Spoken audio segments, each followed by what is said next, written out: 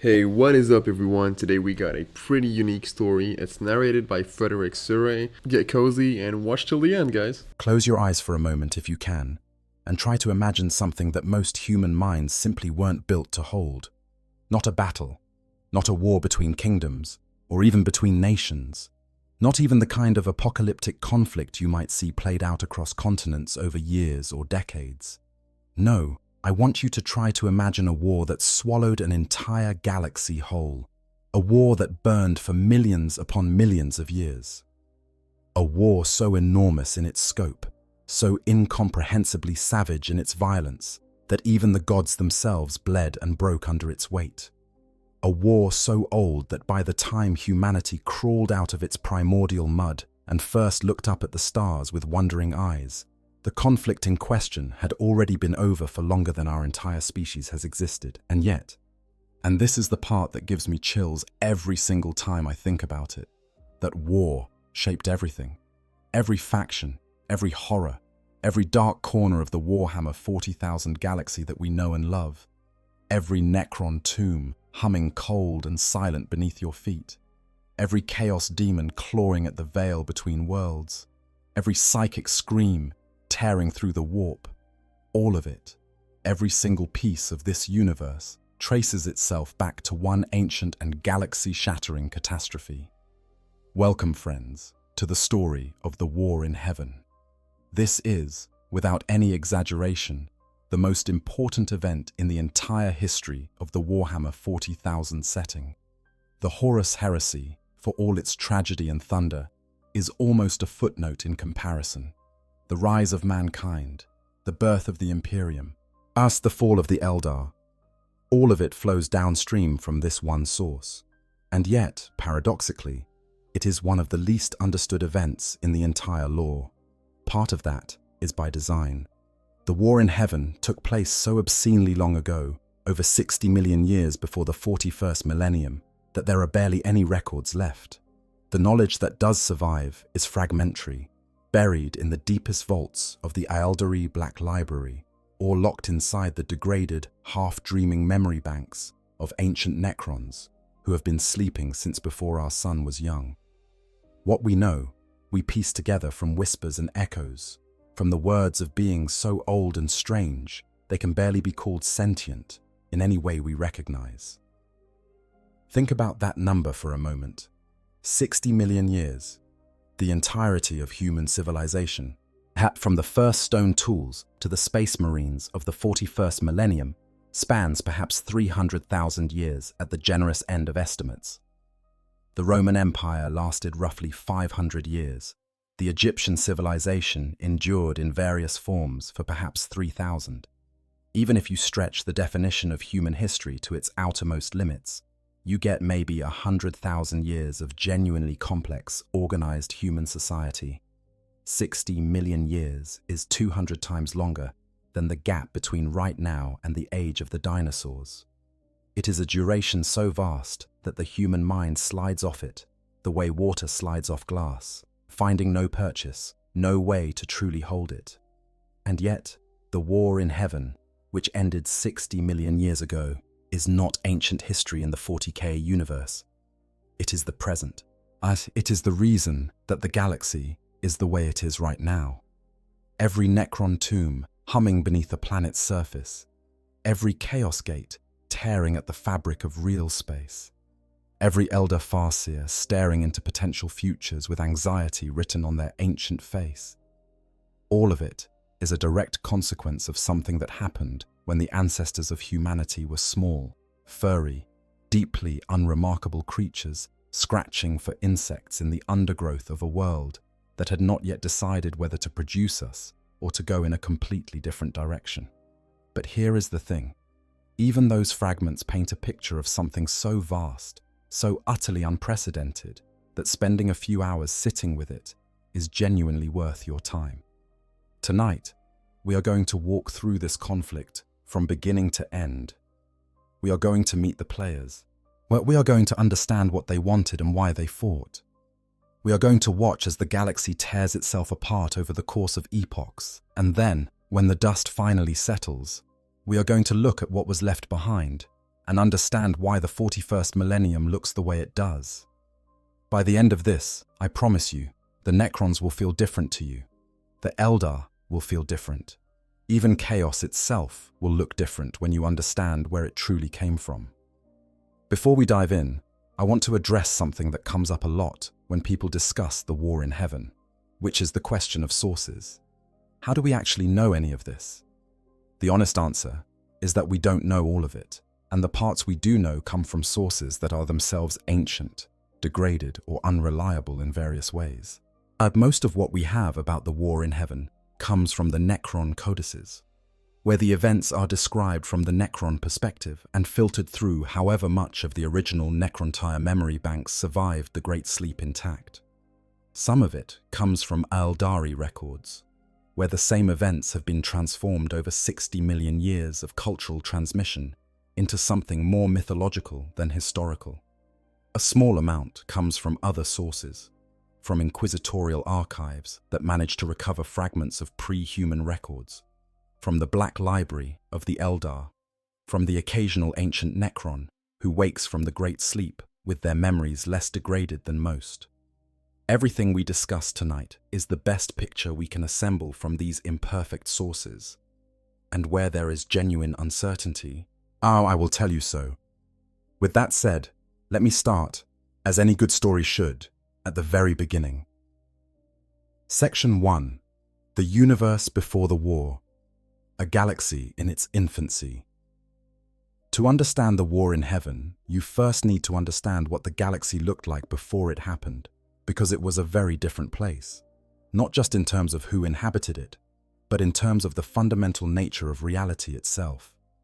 When we talk about the Warhammer 40,000 universe, we tend to think about the warp as this howling, demon-infested nightmare dimension that runs parallel to real space, a place of endless madness and hunger, the home of the chaos gods, the birthplace of every horror that threatens to unmake reality. That is absolutely what the warp is today in the 41st millennium. But it was not always so, and that distinction matters enormously. In the ancient past, before the events we are about to discuss, the warp was different. It was still there, still a parallel dimension of psychic energy flowing just beneath the skin of real space, but it was quieter, calmer. The ancient texts that do survive, and again there are precious few of them, speak of a time when the Imperium was a steady and relatively peaceful realm, a mirror of the material universe that reflected the spiritual and emotional energies of living creatures, but which had not yet been twisted and corrupted into the screaming hellscape we know. There were far fewer sentient species in the galaxy then. The psychic noise of conscious thought and emotion that now constantly bleeds into the warp had barely begun to accumulate. The ocean was deep, but it was still.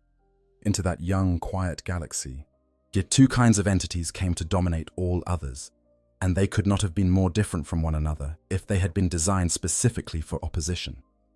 The first were beings of pure energy, not the slavering demon hunger we associate with warp entities today, but something older and stranger. Born in the very first moments of the universe's existence, formed from the colossal energies released by the birth of stars and the formation of the cosmos itself, these creatures inhabited the hearts of suns. They fed on stellar fire. They existed on a timescale so vast that individual planets were, to them, less than dust motes. They had no capacity to perceive the physical world in any meaningful way. They didn't interact with the galaxy of flesh and stone and metal. To them, it might as well not have existed. These were the beings that would later, much later, come to be known as the Satan, the star gods. But for now, they simply drifted through the interstellar void, ancient and oblivious, burning and feeding and knowing nothing of the world below.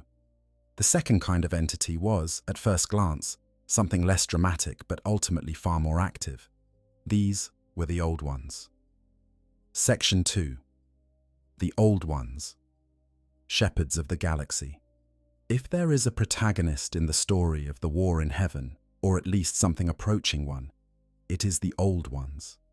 And the strange, bittersweet thing about them is that by the time the story ends, they are almost entirely gone. What they left behind, though, is everything.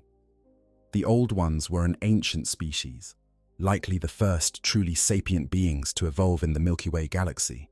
Yet the descriptions that survive of them are vague and contradictory, as you would expect from accounts passed down through tens of millions of years of degraded records and fractured mythology. Some sources describe them as cold-blooded reptilian creatures, slow in their movements but vast in their patience and wisdom. Others portray them in ways so abstract as to barely suggest physical form at all. What we know with more confidence is what they were capable of, and what they chose to do with their power. The Old Ones were, first and foremost, masters of two things that most species in the galaxy could barely dream of.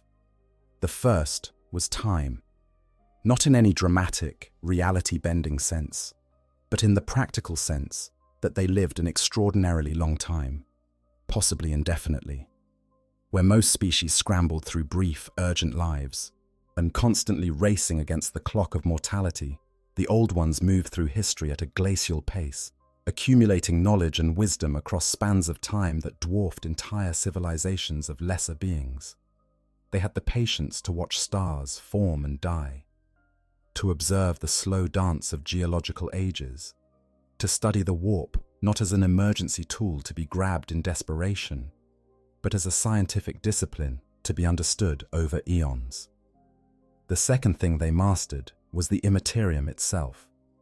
The Old Ones discovered the warp in its ancient, calmer state, and they learned to use it with a depth of understanding that no species has ever replicated. They built the webway, which deserves a moment of appreciation all its own. The webway is not merely a collection of tunnels through the warp. It is a constructed dimensional network, as a vast web of stable corridors threaded through the Imperium that allows instantaneous travel across the galaxy without the user ever truly entering the warp itself. You step into a webway portal on one world, and you emerge from another portal light years away, having bypassed normal space entirely, having never been exposed to the tides and predators of the Imperium. Building such a thing is not an engineering project. It is an act of almost incomprehensible will applied to the fabric of reality itself over geological time, and the Old Ones built it. With the webway, the Old Ones had a degree of mobility that no other species in the galaxy could match. They were everywhere and nowhere. They could respond to threats at speeds that made conventional warfare almost irrelevant. No, they could move fleets and armies in the blink of an eye, while their enemies spent years crossing the void on conventional drives. The webway made the Old Ones effectively untouchable for a very long time. But the Old Ones were not merely conquerors or warriors. The picture that emerges from the surviving records is of a species that was, in its own way, benevolent. Or at least, benevolent in the way that an ancient god might be benevolent, which is to say, with a kind of slow, patient care that did not always translate into the kind of understanding or compassion that younger species might have found comforting. The Old Ones were gardeners. They moved through the galaxy and they seeded it. They found worlds with the right conditions for life, and they encouraged that life to develop. They took primitive species and they shaped them, well, not always gently, nudging genetic codes and environmental conditions toward the production of intelligent, conscious beings.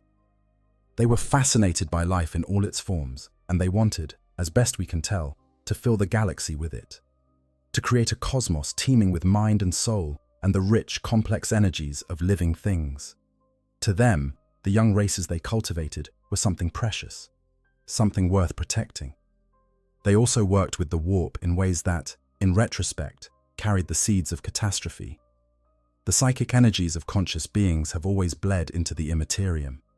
Emotions, thoughts, dreams, the spiritual weight of intelligence, all of it creates ripples in the warp. The Old Ones understood this. They could read those ripples, could work with them. Yet could draw on the warp's energy to fuel their civilization and their science. What they perhaps did not fully anticipate, or perhaps could not have anticipated, was what would happen when the galaxy became truly crowded with thinking, feeling, warring minds, and the warp began to change in response. but we are getting ahead of ourselves. For now, picture the old ones at the height of their power, before the war. A species of ancient reptilian scholars and mystics spread across the galaxy through their impossible webway network, nurturing young species on 1,000 worlds, studying the stars with the patience of gods, and presiding over a universe that was quieter, stranger, and perhaps more beautiful than anything that has existed since. It was not a perfect civilization. No civilization is, but it was, by any standard we can apply, an extraordinary one. It could not last. No garden of that kind ever does. Section 3. The Necrontyr, Children of a Dying Star. Out in the cold darkness, at the edge of the galaxy, in the region known as the Halo Stars, a civilization was burning. Not with glory or ambition, at least not at first, burning in the way that a fever burns, slow, relentless, consuming. The Necrontyr, as they were known in those long-vanished days before metal replaced flesh, inhabited a world caught in the radiation shadow of a deeply hostile star. Their sun was not gentle. It did not nourish in the way that stars are supposed to nourish. It bombarded their homeworld with constant waves of hard radiation and solar wind, bathing every living thing on the surface in a slow, invisible poison that no amount of biological adaptation could fully counter. But the Necrontyr lived, but they lived badly. They were short-lived, riddled from birth with tumorous growths and radiation sickness, bodies breaking down before they had fully matured. Minds that were sharp and quick and eager, trapped inside cages of flesh that were constantly coming apart at the seams. It shaped everything about their civilization. Their cities were vast tomb complexes, built not for the living, but for the dead, because the dead were the permanent residents and the living were merely visitors. Think about what that does to a culture, deep down, at the level of assumption and reflex. From the very first moments of their civilization, the Necrontyr understood that life was temporary and precarious and likely to end badly. Their greatest monuments were not to the living, not temples of ambition or citadels of power, but necropolises. Their culture was saturated with death. Their religion was saturated with it. Their social structures were built around anticipating it, accommodating it, and in some ways worshipping it. Because what else do you do when the thing you fear most is completely unavoidable? There is something fascinating and genuinely melancholy about the Necrontyr when you stop to really think about them, because they were not, in their origins, a people of cruelty or malice. They were a people who had been handed an extraordinarily bad deal by the circumstances of their birth and had built a civilization around coping with it. Their art, the scraps of which survive in the records, was obsessed with endings and transitions and the weight of time. And their religion revolved around their dead ancestors, to a degree unmatched by almost any other species we know of. The great astronomical science they developed, raising star reading to something approaching the arcane, was in part driven by a desire to understand the universe that had made them what they were. To find in the movement of stars and the behavior of their own terrible sun some pattern, some meaning, some explanation for why they had been placed in this particular misery, while other beings, somewhere out there, were presumably living long and satisfying lives. Because the Necrontyr were explorers and thinkers and builders. For all their suffering, for all the brevity of their individual lives, they built an empire. They ventured into the stars, in their slow, uncertain ships, and they found other worlds. And on those other worlds they built colonies. And those colonies became part of a spreading Necrontyr civilization that at its greatest extent ranged across a significant portion of the galaxy. They developed living metal, the necrodermis, that would eventually become so central to their story, originally as a practical engineering material for shielding their vessels against the radiation of deep space. They built weapons and economies and political systems and all the messy, complicated infrastructure of a civilization that is trying to make sense of itself against the odds. But the empire was fracturing even as it grew. The short lifespans of the Necrontyr meant that the bonds of personal loyalty and dynastic continuity, that might have held a longer-lived civilization together were constantly being severed. A dynasty that had been loyal to the Triarch under one generation of rulers might, 2 or 3 generations later, be led by individuals who had never met the Silent King, who had no personal attachment to the old alliances, who felt the pull of their own ambitions more strongly than the pull of tradition. The wars of secession were not occasional disturbances. They were a chronic condition, the background radiation of Necrontyre political life, always threatening to boil over into open conflict whenever the common threat of the hostile universe around them became less immediately pressing than the grievances they had against each other. The Triarch held things together by will and violence, and the occasional strategic marriage or political concession, but they were always fighting the entropy of their civilization's fundamental nature, when what they needed was a unifying project, something vast enough and immediate enough to make the dynastic squabbles feel small by comparison, something that could refocus all that restless, resentful Necrontyre energy outward rather than inward. The Old Ones, in their patient and immortal superiority, had handed them exactly that. And yet, even as we prepare to discuss the war that the Necrontyre declared against those ancient masters, I find myself wanting to pause and acknowledge something. The tragedy of the Necrontyre is not simply that they lost, or that they made a terrible bargain with entities that deceived them. The tragedy is that they were, in their way, entirely understandable. They suffered genuinely. They asked for help and were refused.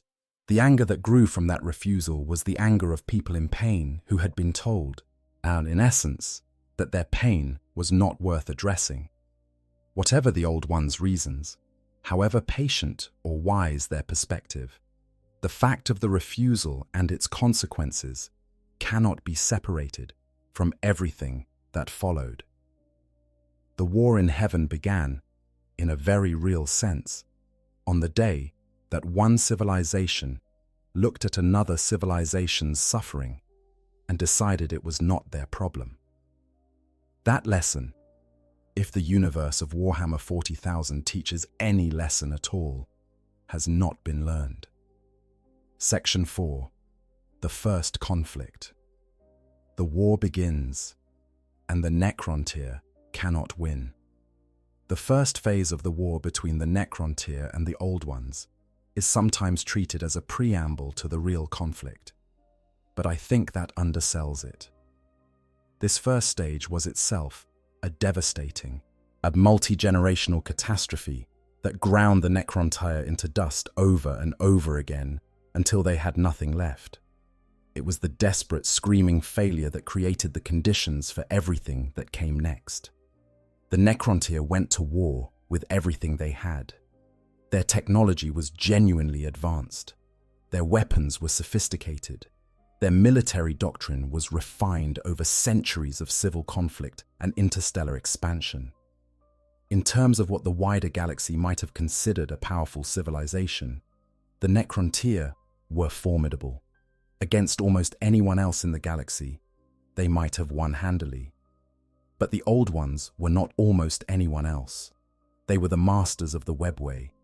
They could appear anywhere and vanish before retaliation was possible. Yet they could reinforce any position instantaneously, while the Necrontyre's fleets labored through conventional space on voyages that took years or decades. Every time the Necrontyre managed to bring their forces to bear on an Old One's position, the Old Ones were simply no longer there, having stepped through a webway portal and emerged 3 star systems away.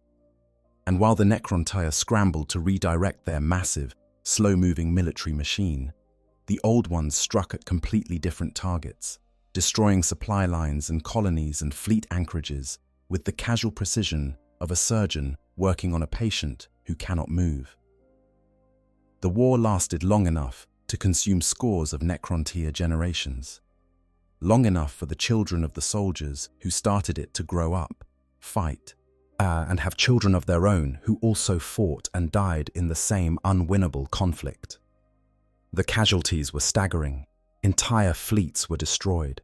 Colonies were lost. The Necrontyre military, for all its sophistication, found itself in the position of trying to fight a ghost.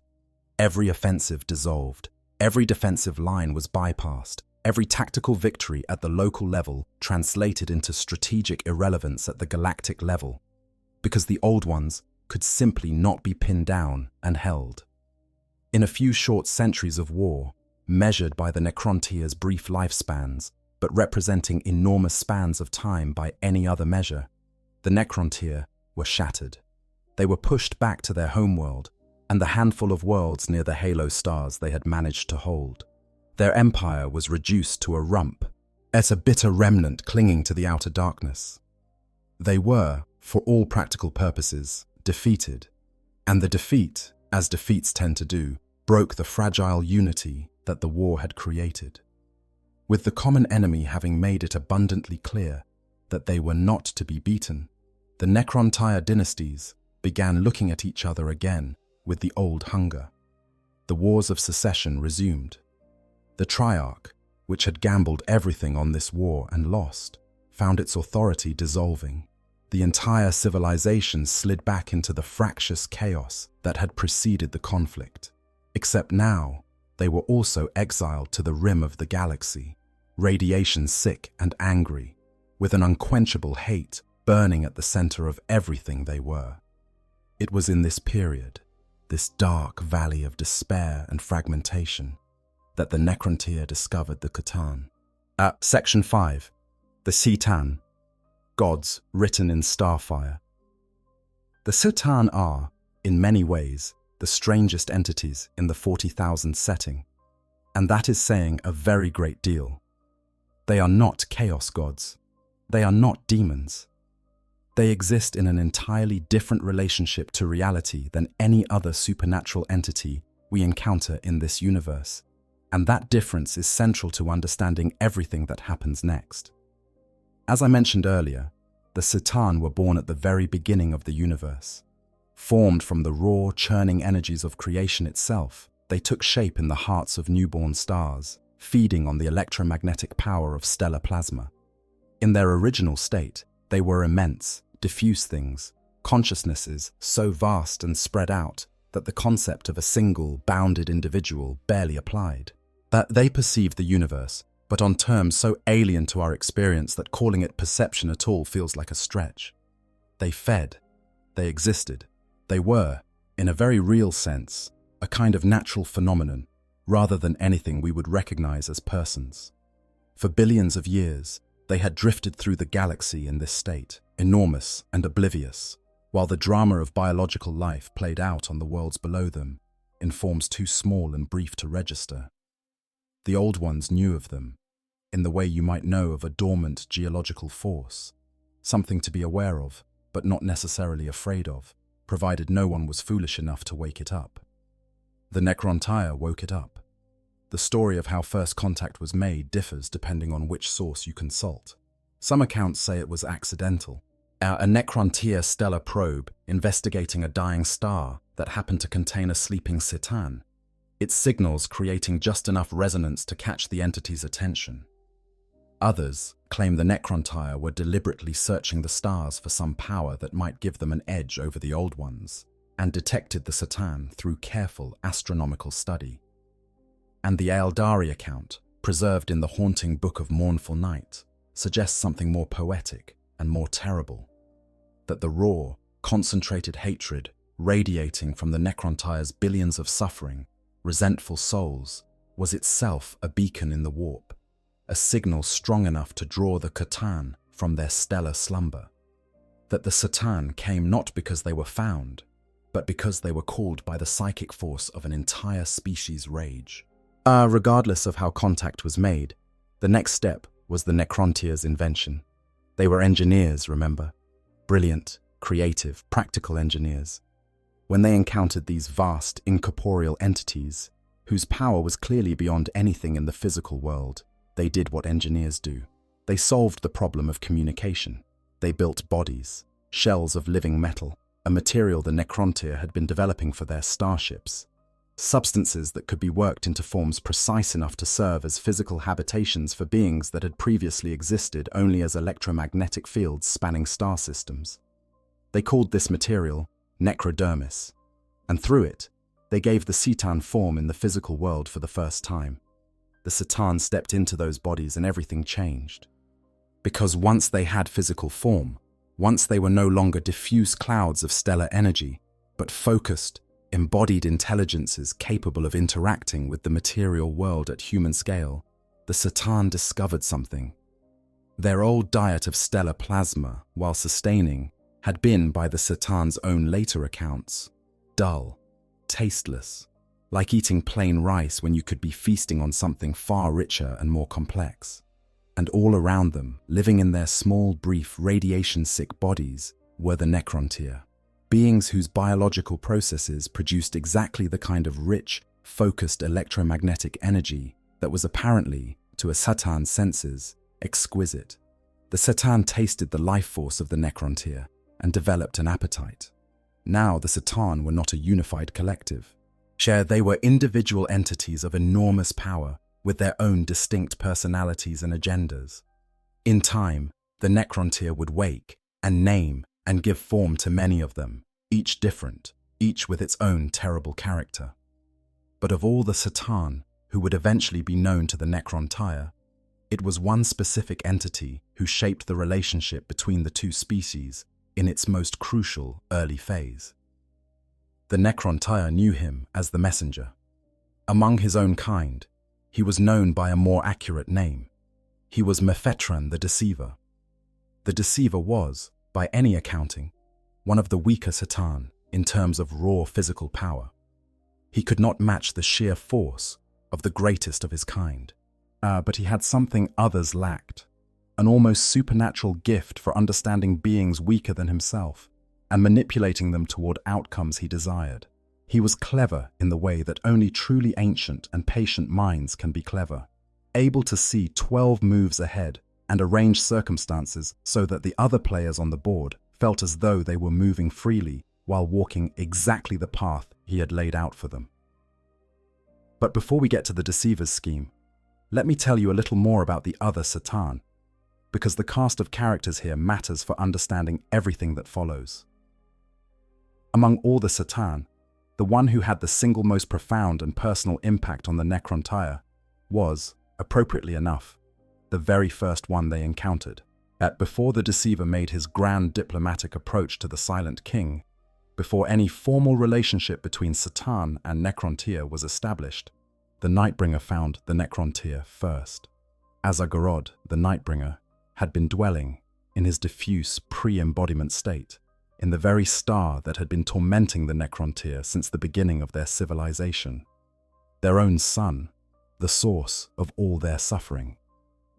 When the necrontyr's first stellar probe passed close enough to register his presence, or when the raw signal of their collective anguish summoned him, depending on which account you prefer, the Nightbringer came. And when the necrontyr gave him a body of necrodermis, what emerged was a being of almost inconceivable bleakness. Dark even in a physical sense, draped in imagery of endings. Carrying a great scythe-like weapon that the records call the phase scythe, absolutely and completely without pity for any living thing, because the Nightbringer had been feeding in his way on death since the universe was young, and had developed an aesthetic preference for it. The necrontyr were terrified of him, and then they worshipped him. This is an important distinction, because the Nightbringer did not primarily gain power through offering them anything. He gained their devotion by frightening them so completely that worship seemed like the only rational response. He slaughtered those who displeased him. He performed acts of casual violence that demonstrated, unmistakably, that the gap between his capabilities and theirs was absolute. And the necrontyr, a people whose entire culture revolved around death as the defining fact of existence, looked at this entity who was essentially death made real and responded with a combination of horror and religious awe that he found entirely satisfying. The Nightbringer is, in the lore, responsible for something that I find genuinely extraordinary when I sit with it. The concept of death as a figure, as a being who comes for you specifically, rather than simply as an abstract event, appears in the mythology of almost every species that existed during or after the War in Heaven. The Grim Reaper of human culture. the hooded figure with the blade, the one who counts out your final days. That image, across 1,000 cultures, on 1,000 worlds, is not a coincidence, and it is not a case of independent invention. It is the psychic scar left by the Nightbringer on the collective unconscious of every species that encountered him. He walked through their worlds and he killed, and the shape of him, that skeletal harvesting figure, burned itself into the deep psychic memory of species after species and has never fully faded. Every time a human child draws a picture of death as a cloaked figure with a blade, they are, in some infinitely attenuated way, remembering the Nightbringer. The orcs, famously, are immune to this. The orcs were created after most of the Nightbringer's great campaigns, and whatever combination of genetics and the Old One's intentional design made them who they are, they simply do not fear death in the way organic beings typically do. It does not have that grip on them. The fact that the one species definitively known not to carry the fear of death imprint is also the one that was specifically engineered to be an unafraid soldier is not a coincidence, and thinking about it gives me chills. Magaladroth, the Void Dragon, was the other great power among the named Satan, and arguably the most powerful of all. Where the Nightbringer was the embodiment of death and the predator's aspect of the physical world, the Void Dragon was its master. Technology, physics, the manipulation of matter and energy at the most fundamental level. The Void Dragon could look at any machine, any system, any physical process and understand it, restructure it, turn it to his purposes. His warriors were the most dangerous in the Necron arsenal during the war, virtually impervious to conventional weapons because the Void Dragon had designed them to be. It was the Void Dragon who conceived the grand project of warp suppression, the construction of massive blackstone pylons at strategic points across the galaxy, capable of dampening the warp's presence and severing the connection between the Imperium and real space. If that project had been completed, the Old One's psychic power would have been useless against the Necrons and the Satan. The war would have ended. The damage to the warp that later produced chaos would have been impossible. The galaxy would be a very different place. But it was not completed, interrupted by the escalating catastrophe of the Enslaver Plague and the general disintegration of the war's final phase. This is one of the great might-have-beens of the 40,000 setting. In the 41st millennium, the pylons around Cardia, the great blackstone structures that helped restrain the Eye of Terror for 10,000 years, were the remnants of this incomplete project. When Abaddon destroyed Cardia during the 13th Black Crusade, and the Great Rift tore open, he was in a very direct sense completing the undoing of the Void Dragon's greatest work. The consequences of a war 60 million years old reached forward and opened a wound in real space that might never fully heal. It was the deceiver who approached the Silent King, Zarek, with a proposition. The Satan, the deceiver explained, had their own ancient grievance with the Old Ones, an old war long since lost. The Satan had been defeated before and driven into hiding, waiting for the chance to settle scores. Now, with the Necrontyr as allies, a new confrontation could be arranged.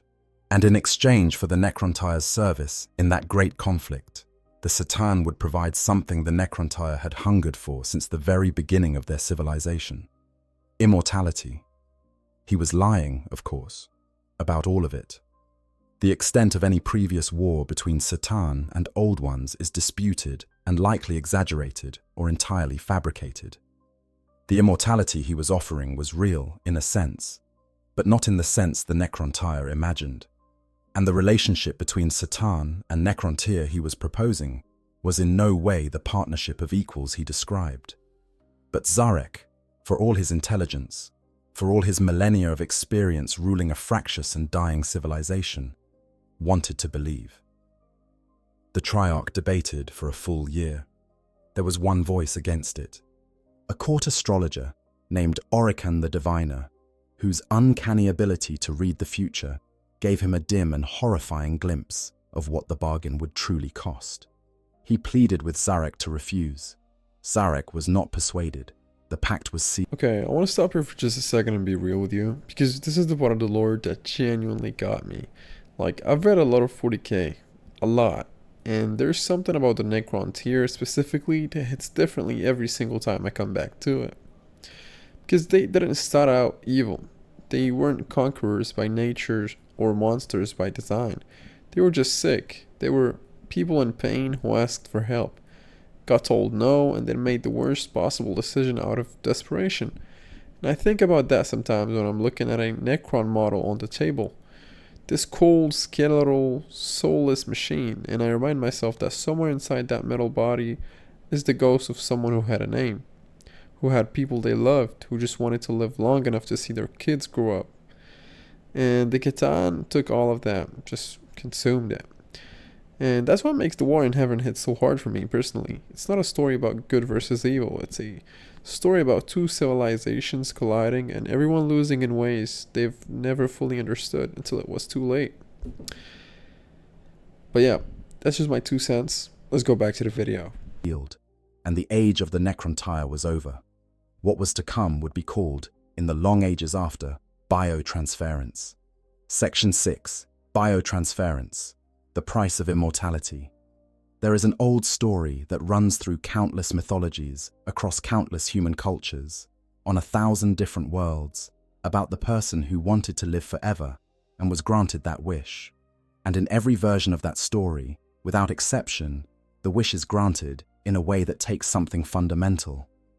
Sometimes it is the body that is lost and the soul lingers, invisible and incorporeal, and slowly maddened by its inability to engage with the world. Sometimes it is youth that is taken, and the subject lives on but decaying, aging forever without the mercy of death. Sometimes it is meaning that disappears, and the immortal wanders through an eternity of days, unable to remember why any of it mattered.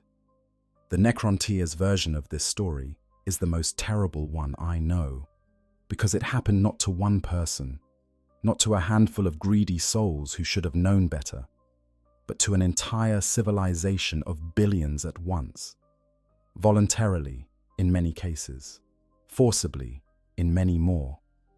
A genocide that was also a transformation, a murder that produced survivors. The Citan revealed the nature of the immortality they were offering. The Necrontier's bodies of flesh, however refined and long developed, were inherently mortal. The radiation of their sun had proven that no amount of biological adaptation could fully protect them. But what if they abandoned those bodies entirely? What if the consciousness, the self, the everything that made a Necrontire who they were, was transferred into a new body? A body of necrodermis, the same living metal the Necrontire had already developed for their ships. Immortal, resistant to radiation, essentially indestructible except by the most catastrophic violence. A body that could endure indefinitely, that would never succumb to cancer or age or any of the 1,000 ways the Necrontire's bodies had always betrayed them. The Citan, who were themselves beings of living metal, would help guide the process. What they did not tell the Necrontier, and what Sarek would later curse himself for not understanding until it was too late, was what would happen to the soul. The Imperium is the realm of the soul. It is the dimension that exists alongside real space and reflects the spiritual and emotional life of conscious beings.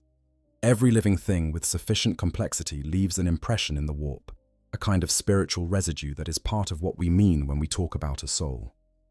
The warp is, in this sense, the home of the inner life of all sentient beings in the galaxy. The Citan had no souls. They were creatures of pure material energy, of electromagnetic force and stellar plasma. They had never existed in the warp and had no relationship with it.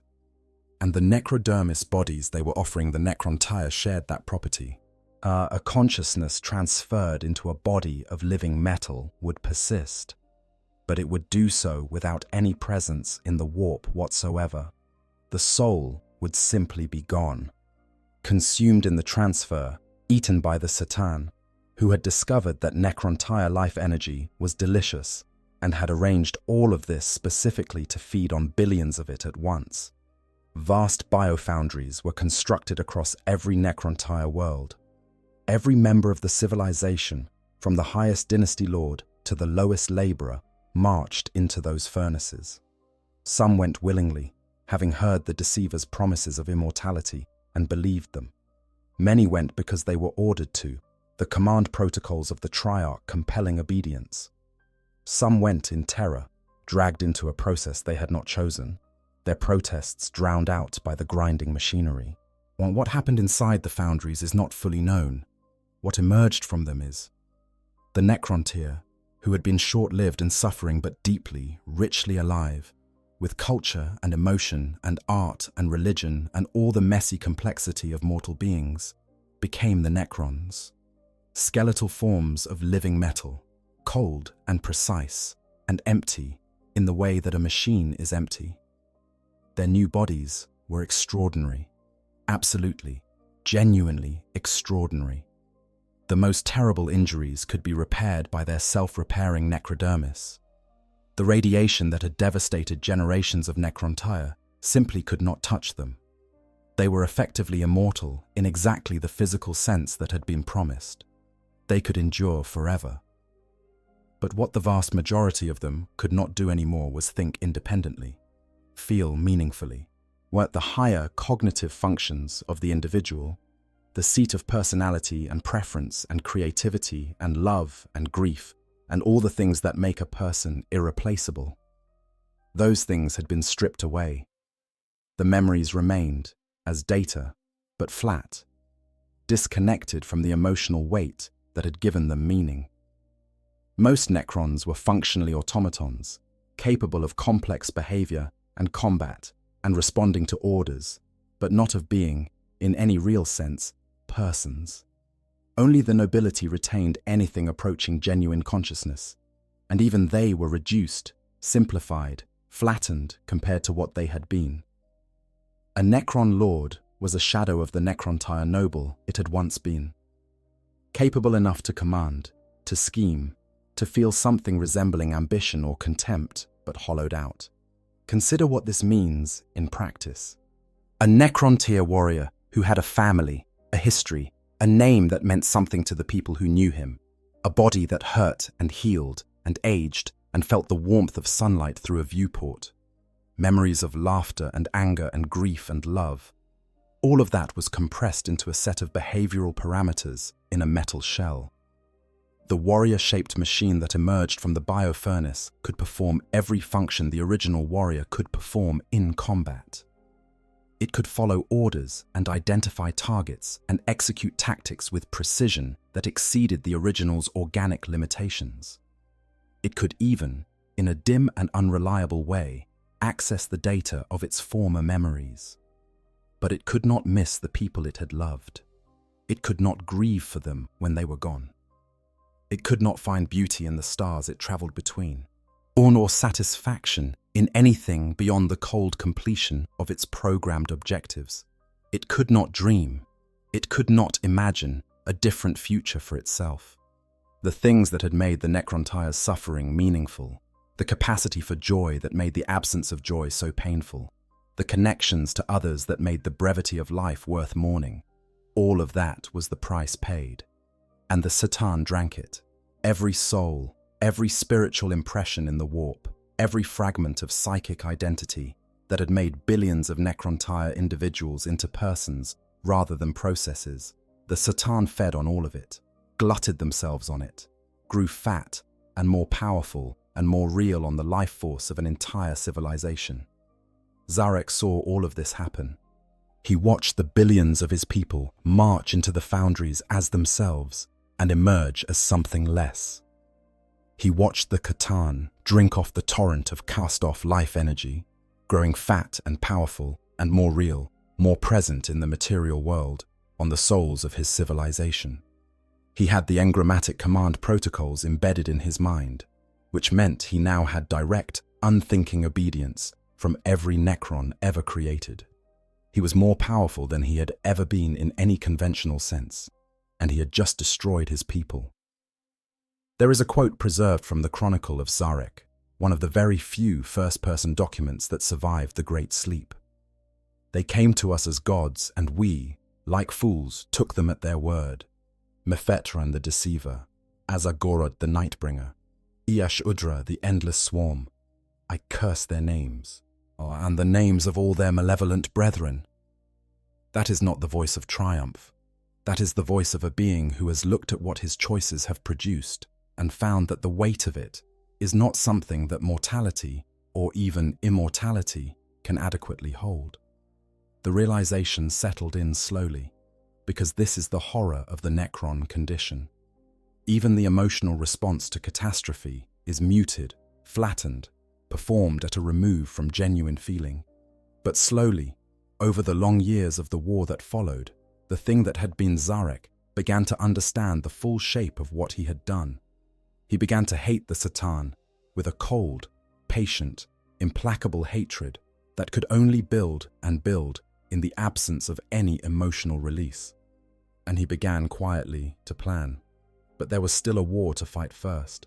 And now the Necrons, armed with Satan power and immortal bodies, were ready to fight it in a way the Necrontyr never could have. Section 7. The Second War. The Galaxy Burns. With the Necrontyr destroyed and the Necrons born, the Satan and their new legions of undying soldiers turned to the old ones, and the true war in heaven began. I want to spend some time trying to give you a real sense of the scale of what happened next, because this is the part of the story where the numbers and the scope of the destruction become genuinely difficult for the human mind to hold.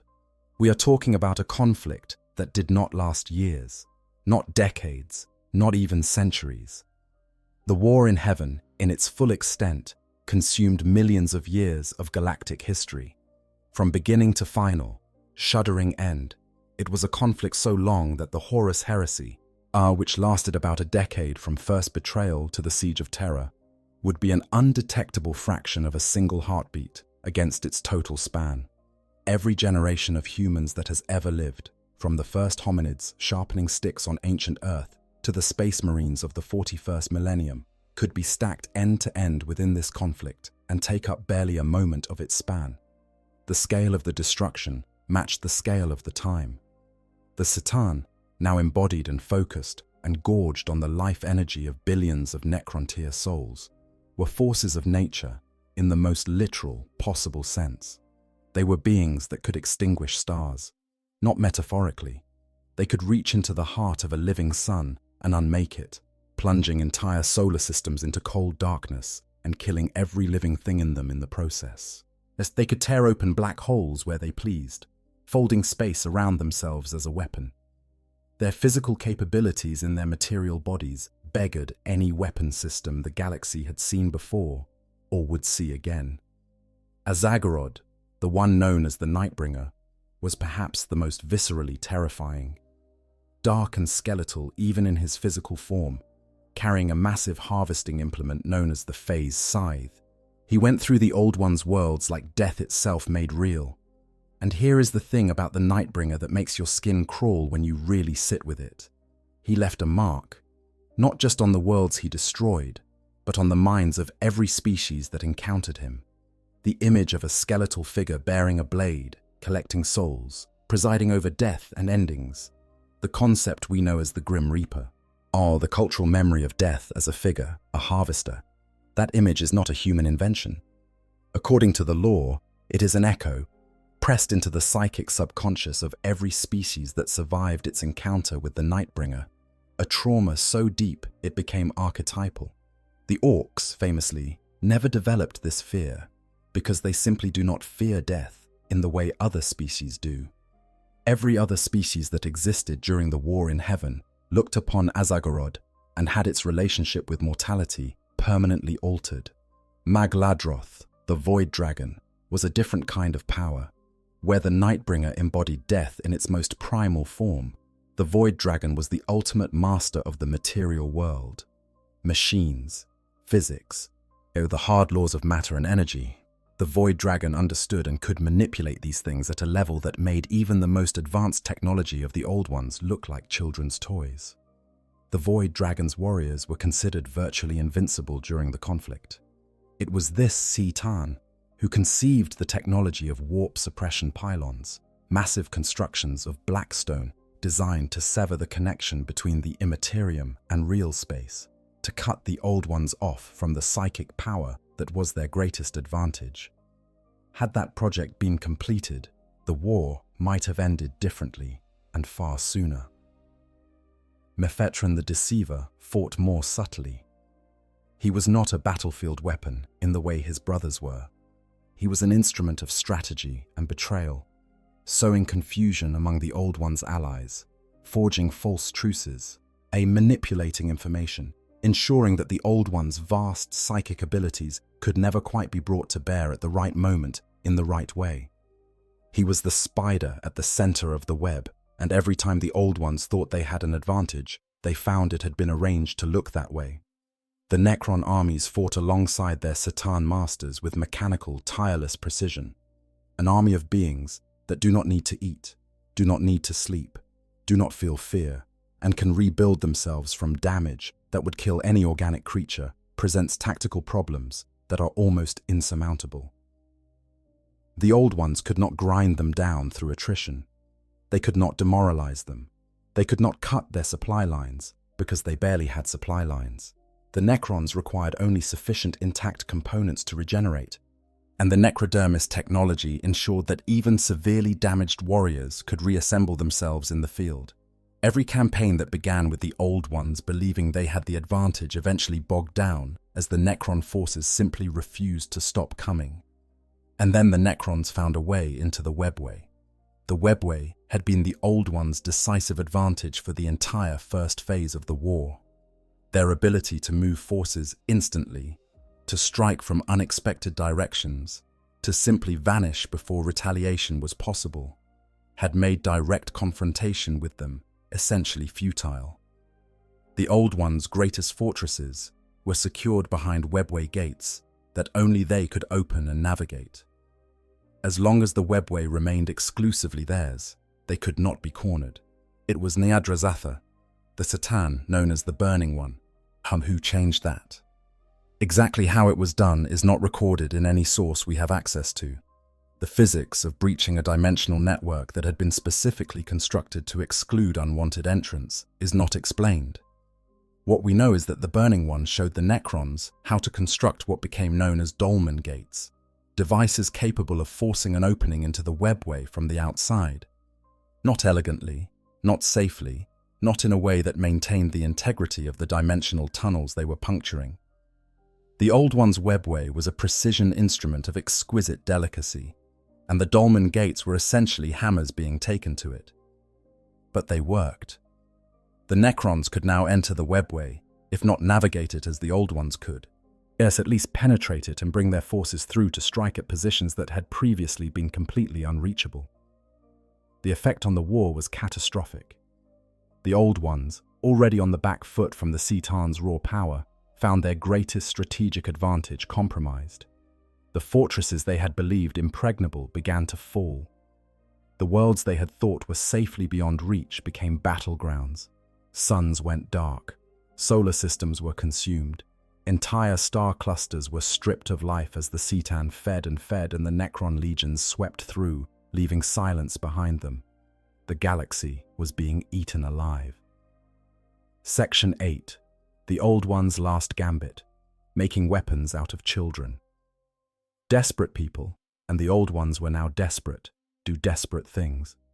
Their response to the mounting catastrophe of the war's second phase revealed both their extraordinary power and their fundamental misunderstanding of what they were about to set in motion. The Old Ones' great advantage, their mastery of the warp, was simultaneously being negated by the Satan, who had no warp presence whatsoever, and exploited against them, as the increasingly disturbed state of the Imperium made psychic abilities harder and harder to control safely.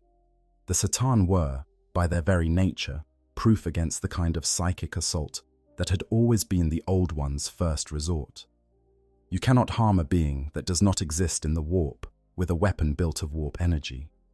Against the Necrons, psychic power was more effective, but the Necrons were getting better at deploying warp-dampening technology as the war progressed. So the Old Ones turned to a different strategy. If they needed weapons that could function in the warp and against beings immune to psychic attack, they would build those weapons. They were, after all, the greatest genetic engineers the galaxy had ever seen. They had seeded entire ecosystems, had guided the development of intelligent species on 100 worlds. They understood life in its fundamental principles, could read the code of biology the way a human engineer might read a blueprint. They began to create new species, rapidly by old ones' standards, though still over time frames that span generations. Species that were not merely physically powerful, but psychically attuned from the ground up. Beings with innate connections to the Imperium so strong that they could channel its power as naturally as breathing. But weapons shaped like children. The most important of these creations were the Aeldari.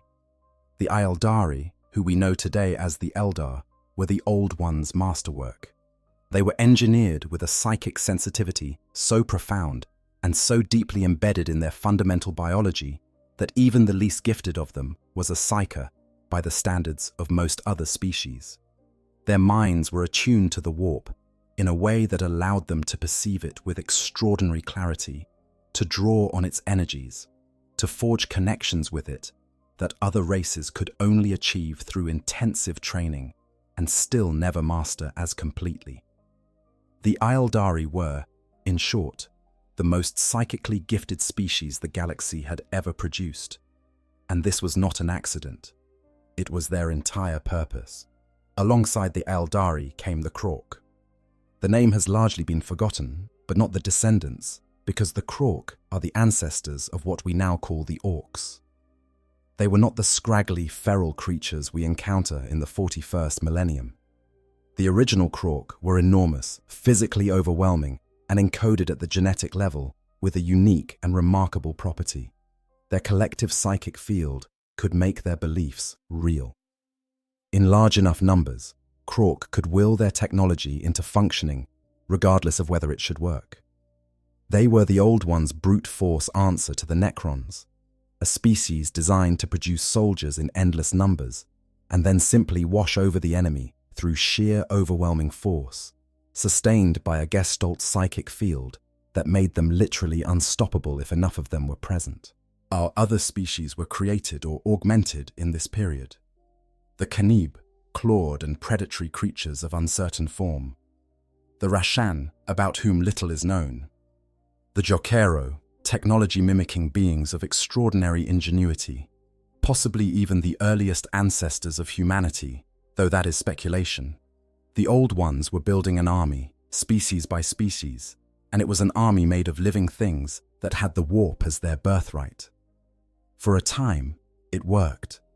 The psychic young races that the Old Ones unleashed against the C'tan and the Necrons changed the balance of the war dramatically. The C'tan, for all their power in the material world, had always been vulnerable to warp energy in a way they could not fully compensate for. Psychic attack could reach them where physical weapons could not. The Aeldari, fighting for their very existence, wielded this advantage with everything they had. The Krork crashed into Necron lines in numbers that even immortal soldiers could not fully manage, their psychic field generating a kind of warp resonance that disrupted Necron repair protocols and created unpredictable chaos in Necron command structures. For the first time in the war, the C'tan and their legions began to feel something approximating pressure.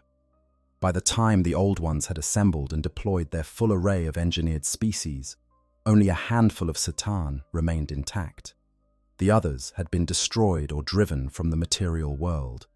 Even the great star gods found they could not simply override the combined psychic might of the young races. The war that had been decisively tilted toward the C'tan and the Necrons now began to turn. Victory for the Old Ones yet began to seem possible, and it was precisely at that moment that everything fell apart. Section 9. The Enslaver Plague. When the weapon devours its wielder. The problem with filling the galaxy with psychically gifted species, with pouring emotional energy and warp-connected consciousness into the Imperium as a war strategy, is that the warp responds to what is put into it. The Imperium is not passive. It is a dimension formed from and shaped by the psychic and emotional output of living things.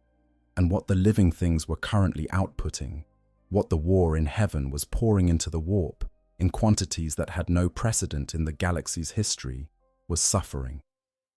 Death, terror, rage, desperation, grief on a scale that eclipsed anything the pre-war galaxy had ever known.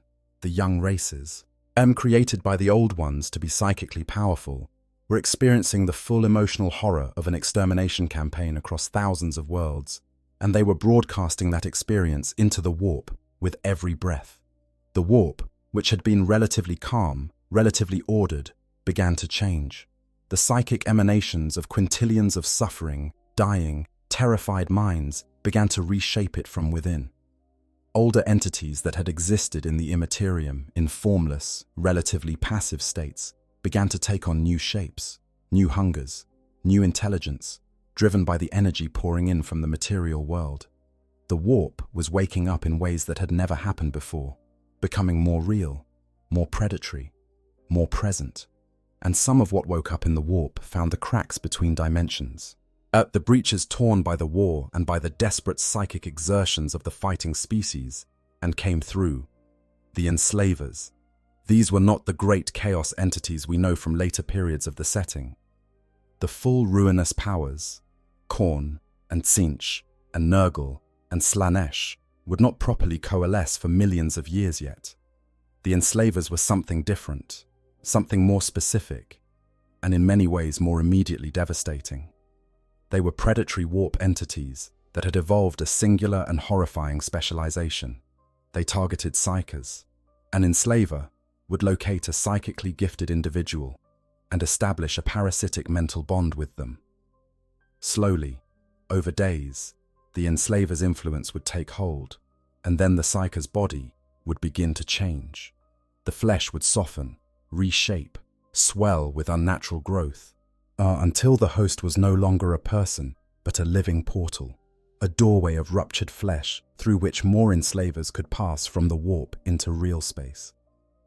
A single enslaver invasion of a world could, within a relatively short time, produce hundreds of these flesh portals, and through each one came more enslavers, who immediately sought out new hosts, who became more portals, who brought more enslavers.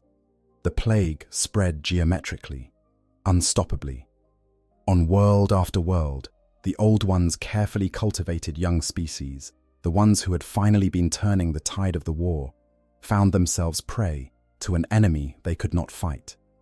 Psychers, the most valuable of all resources, were the first targets. The very quality that made the young races useful to the old ones made them vulnerable to the enslavers. Yet their psychic gifts were both their weapon and their weakness, and with each world that fell to the enslaver plague, there were fewer minds to sustain the psychic assault on the Satan, more portals for more enslavers to pour through, and a widening catastrophe that could not be contained. The old ones did what they could. They destroyed webway gates to prevent contaminated populations from spreading the plague through the network. They sealed off entire star systems. They fought on multiple fronts simultaneously, and in doing so, exhausted themselves. The very act of creating the young races had destabilized the warp, and now the destabilized warp was using those same young races to tear the old one's civilization apart from the inside. At the same time, the Satan and the Necrons, recognizing the opportunity, pushed hard. Even as the enslavers did their terrible work on the young races, the Necron legions were still advancing, still besieging the old one's last fortresses, still consuming the worlds that had not yet fallen to the plague. The old ones were now fighting on two fronts, against enemies of two completely different kinds, and neither was showing any sign of stopping. The old ones, who had endured for millions of years, who had survived threats and changes that had unmade lesser civilizations without a thought, could not hold. Their fortresses fell. Their last sanctuaries were breached. The webway, which had been their greatest achievement and their most reliable refuge, was corrupted in critical nodes, and its precisely maintained dimensional geometry disrupted by dolmen gate breaches and warp contamination pouring through from the increasingly chaotic Imperium. The vast network the Old Ones had built over eons began to break down, sections of it cut off, others collapsing into warp-infected dead zones. And then the Old Ones were gone, whether they were hunted to extinction by the combined assault of C'tan, Necrons and Enslavers, or whether some fragment of them survived, retreating to some refuge beyond the reach of any enemy, is one of the great unanswered questions of the lore. The 40,000 universe deliberately leaves this uncertain, because it is more interesting that way. Some hints in the records suggest that a few Old Ones might have survived in hiding, transformed or diminished, waiting in the deep shadows of the galaxy for a moment that might never come. The Eldar myths that persisted into the 41st millennium speak of ancient masters who left their charges behind and promised to return. The slan of Warhammer fantasy, and possibly their equivalents in the 40K setting, were once thought to be remnants of the Old Ones or their servants. But for practical purposes, by the time the dust of this phase of the war settled, the Old Ones as a civilizational force were finished. The gardeners of the galaxy were gone. Their carefully nurtured paradise, the cosmos teeming with life that they had spent millions of years building, was a ruin.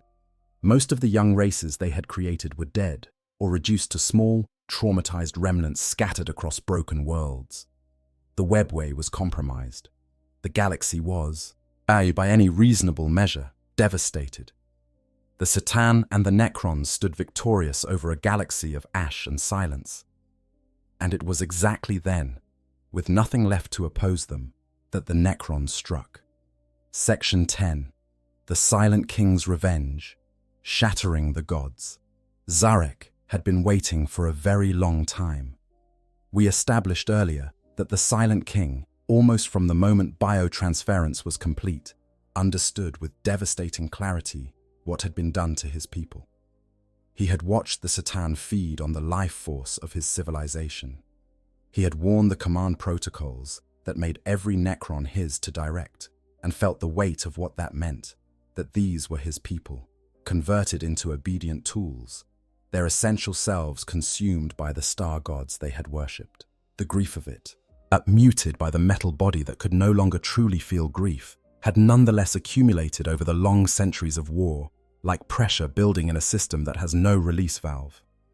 He could not act immediately. The C'tan were, during the height of the war, simply too powerful. They had been feasting on the life force of billions upon billions of souls and were at the absolute apex of their strength. To move against them during that period would have been suicide, and Zarek had not survived 60 million years of war to die stupidly. So he waited, and he watched, and he calculated. As the war dragged on, the C'tan began to change, not weaken, precisely, but shift. The Old Ones engineered young races with their powerful warp presence and their psychic gifts, but were genuinely dangerous to the C'tan in ways that conventional enemies were not. The campaign against them was long and costly, even for beings of stellar power. And as the war progressed, as the young races created more and more warp turbulence, the C'tan found that the Imperium, which had always been anathema to them, was becoming more hostile, more present, more unavoidable. The warp was a dimension in which the C'tan had no existence, and a dimension that was growing more aggressive was a dimension that, however tangentially, threatened them. More significantly, the C'tan began to turn on each other. This was in part the Deceiver's work, and in part the inevitable result of apex predators with no natural enemies suddenly running short on prey. The young races, once such a productive food source, all were being decimated by the enslavers and the war. The feasts of life energy that had once been so abundant were drying up. Hungry gods in a diminishing galaxy began to look at each other. The Deceiver, with his gift for whispering the right words in the right ears, arranged for some of his brothers to be encouraged toward mutual predation, suggesting that consuming another C'tan would be a path to even greater power. And so C'tan began to eat C'tan. Two became particularly notorious for this. Azagorod the Nightbringer, the great harvester, consumed many of his brothers on the deceiver's suggestion and grew bloated with stolen power, but found the effect was not quite what he had been promised. The consumed Cataan's consciousnesses continuing to exist within him in a fragmented, tormenting way. Tsara Noga, the outsider, fell victim to the trickery of Segorak, the Aeldari laughing god, and also consumed many of its brothers, becoming so overwhelmed by the accumulated alien consciousnesses trapped within it that it went entirely, permanently insane. The outsider eventually fled the galaxy altogether, driven beyond the edge of the Milky Way by its own internal madness. A dark planet drifting through the void between star systems, impossible to approach without suffering psychic annihilation. By the time the old ones were finally destroyed, and the enslavers had run their course, the once vast population of Citan had been reduced to a handful of survivors. Great, still, but diminished, exhausted from the war in ways they had never been before, and critically, unguarded in a way they had never been during the height of the conflict. Sarek chose his moment. The Necrons turned on their masters. The mechanics of how they did it are one of the most dramatic, least discussed moments in the entire 40,000 setting. The Necrons had spent millions of years building and maintaining Satan-slaying technology, focusing the unimaginable energies of the physical universe into weapons specifically designed to harm beings whose power was otherwise beyond conventional damage. Hypercannons. Reality-focused weapons that could wound and destabilize a Satan's physical form in ways that even psyker attacks could not. And because the Silent King controlled all Necrons simultaneously through the command protocols, the rebellion began everywhere at once, a synchronized uprising across every front of the former war. With no warning and no possibility of the Citan rallying effective defenses before the attack was already well underway. The Citan could not be destroyed entirely. They were too fundamental, their nature too tied to the basic energies of the universe for complete annihilation to be possible with even the most advanced weapons available. But they could be shattered. Their vast, coherent consciousnesses could be fractured into smaller pieces, each piece containing a fraction of the original's power and a fragment of its consciousness, but without the full force of the complete entity. These fragments could be contained, imprisoned in multi-dimensional devices called tesseract labyrinths, artifacts of extraordinary sophistication that could hold a piece of a god more or less indefinitely. The Citan fell, one by one, across the galaxy, as the star gods were broken and caged. The Nightbringer, for all his terrible power, was shattered. The Deceiver was fragmented, his endless cunning imprisoned in 100 shards, each containing a piece of the manipulator's mind. The Void Dragon was eventually brought down and, according to some accounts, imprisoned by the Emperor of Mankind himself on Mars, where it lies even now, dreaming dreams that the Adeptus Mechanicus have mistaken for the prayers of their machine god. Only the outsider, already fled beyond the galaxy's edge, escaped being sharded in the conventional sense. Whether it fragmented itself in its madness, or remains horrifyingly whole out there in the dark between galaxies, is a question the 40,000 universe wisely leaves open. It was done. The Citan were broken, and Sarek, standing over the shards of the gods he had helped to create, felt something that his dead metal body could barely process. Not triumph, not satisfaction. Something colder and older than either of those things. A reckoning. The terrible weight of everything he had done and everything it had cost, without the possibility of redemption or repair. He issued his final commands. Section 11. The Great Sleep. 60 million years of night. The Silent King looked at what was left of the galaxy after the war, and understood immediately that this was not the moment for Necron triumphalism. Yes, the Citan were shattered. Yes, the old ones were gone. Yes, technically speaking, the Necrons were the most powerful organized force remaining in the Milky Way. But the Necrons were exhausted in ways that immortal beings perhaps should not be. Worn by the incredible expense of the war, and then the rebellion against their own masters, their numbers reduced from their peak, their systems degraded by millions of years of constant combat. And the galaxy they had inherited was not a prize so much as a ruin. Vast swaths of it had been sterilized. The enslavers were still ranging through the debris, consuming the last surviving psychopopulations of the young races, feeding on the remnants of what the war had left behind. The warp was in a state of turbulent chaos that made navigation and psychic activity profoundly dangerous. The Necrons were safe from the enslavers, having no warp presence whatsoever and thus being of no interest to them, but they were also largely powerless to act effectively in a galaxy so destabilized. And then there were the Eldari. And of all the young races the Old Ones had created, the Eldari had proven most durable. Their sophisticated psychic abilities, combined with their use of the webway to avoid the worst of the enslaver plague, had allowed them to survive in numbers that no other created species had managed. They were battered, reduced, traumatized by the horrors of the war, but alive and increasingly coherent. And they hated the Necrons with a ferocity that would endure for 60 million years without dimming. The Necrons could have fought the Eldari. At that moment, with the Eldari still rebuilding from the devastation of the war, it might even have been winnable. But Zarek was past the point of wanting victories that cost more than they gained. He looked at the trajectory of what was happening. The Eldari were young, vibrant, creative, psychically gifted in ways that posed real threats to a soulless mechanical civilization. The Necrons were immortal, but tired and depleted. In a direct confrontation, the outcome was uncertain enough to be troubling. And Zarek understood something that the living rarely grasp. Time itself was a weapon. An immortal civilization that chooses to wait will outlast any living civilization that does not.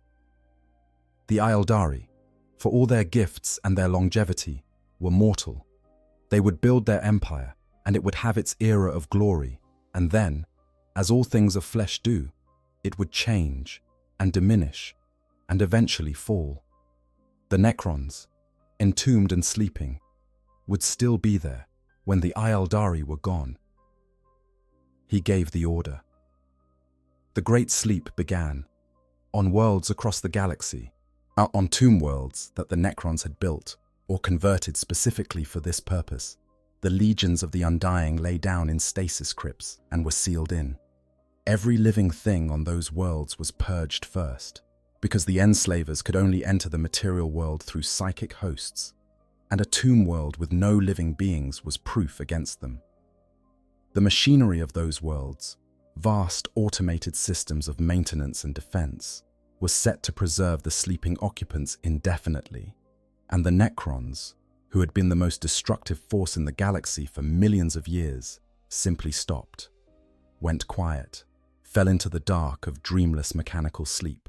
The scale of this undertaking was staggering. The Necrontire Empire at its height had spanned much of the galaxy, even reduced by the war. The Necrons were spread across a vast number of worlds. The tomb worlds they created ranged from tiny outposts, maintaining only a few hundred warriors in their crypts, to enormous continent-spanning tomb complexes housing billions. Each world was carefully designed. The stasis systems were engineered for indefinite operation with minimal maintenance. The automated defenders, constructs and weapons systems were programmed with sufficient sophistication to handle threats for millions of years without intelligent direction. The environmental systems were built with redundancies upon redundancies, knowing that entropy would find them eventually, but hoping that the protections would hold long enough for the gamble to pay off. On some worlds they did, on others they did not. Zarek did not sleep, he could not bring himself to. Yet he carried the full memory of everything he had done to his people, a burden that would have shattered the mind of any lesser being over the course of an ordinary lifetime. And for Zarek, there was no ordinary lifetime, no foreseeable end to the wait. He destroyed the command protocols that had given him control over the sleeping Necrons. He could not undo biotransference. He could not give back what had been taken. But he could, at least, release his hold. Let them sleep in something approaching freedom. He then climbed into a vessel the size of a small world and journeyed into intergalactic space, into the void between galaxies, to be alone with his regret for a very, very long time. The galaxy grew quiet. The enslavers, their psychic hosts consumed, gradually starved.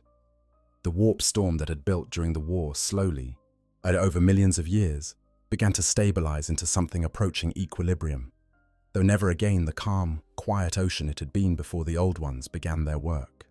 The shattered remnants of the young races began, in the small pockets where they had survived, to rebuild. The Aeldari, inheriting the ruins of the old one's galaxy, slowly built a new civilization that eventually rose to dominate the stars for millions of years. They found the remnants of the webway, which they did not fully understand, but which they used and maintained and extended until it became essentially their own, the key to an empire that spanned the known galaxy. The Aeldari Empire was, by any account that survives, extraordinary.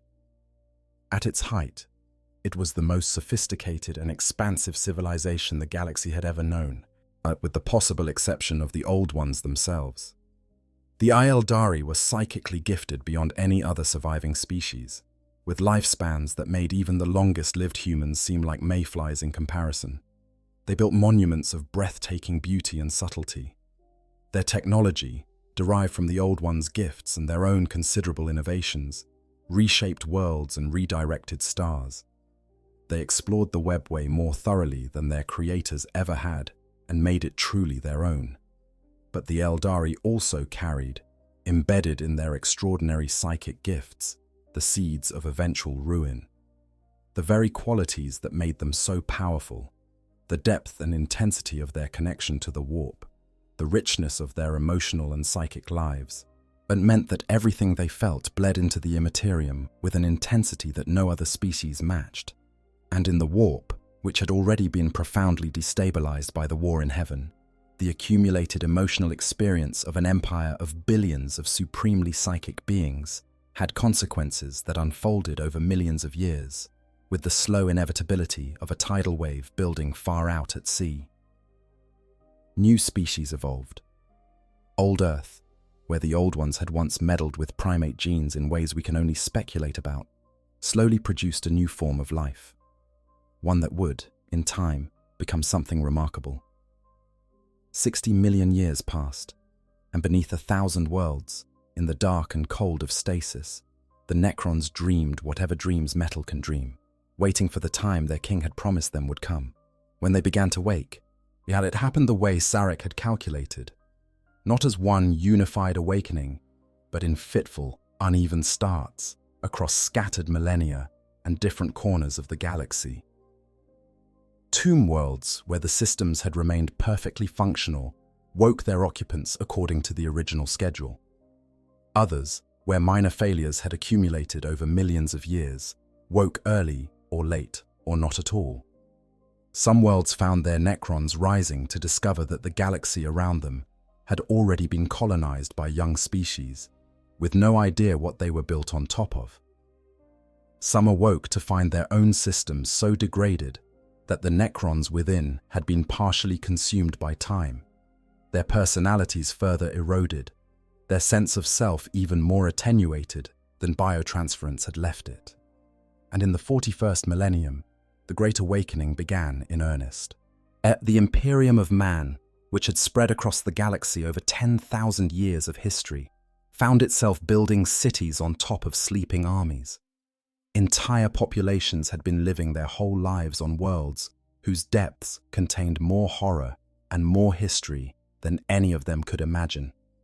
Archaeological teams digging for resources or ruins had, on multiple occasions, found the edges of Necron tomb complexes and begun to investigate without knowing what they were doing or what the act of investigation would mean for them. The waking of the Necrons, when the external disturbance of new civilization met the deteriorating stasis. I hope you guys enjoyed the story. Make sure to hit the subscribe, like, share button, whatever you want. Give me some feedback if there's any. And yeah, sleep well.